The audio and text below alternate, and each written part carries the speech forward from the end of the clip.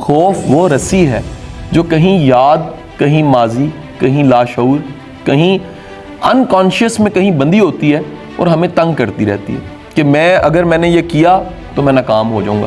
یاد رکھیں وہ لوگ جو خوف سے قدم نہیں اٹھاتے کبھی کامیاب نہیں ہوتے۔ اور حضور والا آج کا دوسرا جملہ یاد رکھیے گا، پہلا کیا تھا؟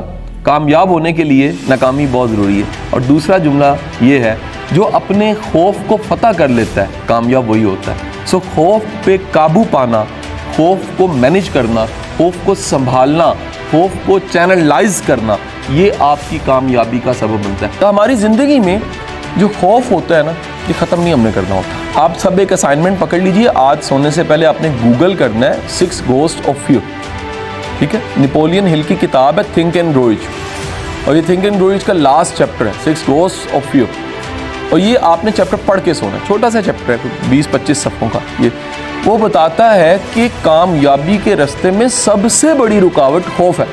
وہ کہتا ہے خوف کرتا یہ ہے کہ یہ آپ کی پرفارمنس کو، آپ کی کارکردگی کو لمیٹڈ کر دیتا ہے۔ جب کارکردگی لمیٹڈ ہو جاتی ہے، آپ کا ہنر، آپ کا ٹیلنٹ، آپ کا پوٹینشل جب لمیٹڈ ہو جاتا ہے، آپ محدود رہ کے سوچتے ہیں تو لامحدود نتیجہ نہیں دے سکتے آپ۔